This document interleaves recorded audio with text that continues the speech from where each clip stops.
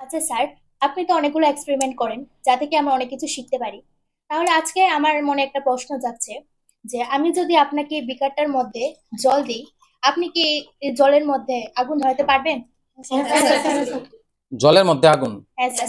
ঠিক আছে, চেষ্টা করে দেখি। চলো দেখি আমরা আগুন ধরাতে পারি কি না। ওং নমঃ স্বাহা। এই যে দেখো, একদম জলের মধ্যে আগুন জ্বলছে। স্যার কিভাবে? হ্যাঁ, কিভাবে কারণটা আমরা জানা খুব দরকার।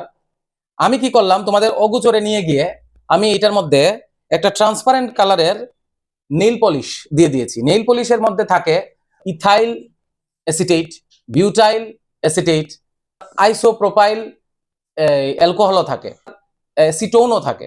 তো সেগুলির খুব ফ্লেমেবল, তাড়াতাড়ি জ্বলে যায়। ইথাইল অ্যাসিটেটের ফ্ল্যাশ পয়েন্ট তো মাত্র -4 ডিগ্রি, আর বিউটাইল অ্যাসিটেটের হচ্ছে গিয়ে 24 ডিগ্রি, রুম টেম্পারেচারই ইগনিশিয়েট হয়ে যাবে। তো আমি কি করলাম, এটা দিলাম। এখন যে জ্বলছে অ্যাকচুয়ালি কিন্তু জল জ্বলছে না, জ্বলছে ওই নেল পলিশটা জ্বলছে। হ্যাঁ, এগুলি জেনে রাখা ভালো, কারণ সমাজে এই সাধারণ কেমিস্ট্রি ব্যবহার করে অনেকে এসে দেখো তোমার বাড়িতে ভূত আছে, এই আছে, সেই করে করে অনেক টাকা নিয়ে নেবে। আমি যদি সায়েন্সটা না বলতাম তোমরাও কিন্তু অবাক হতে। Yes or not? Yes. Exciting ছিল? Yes sir.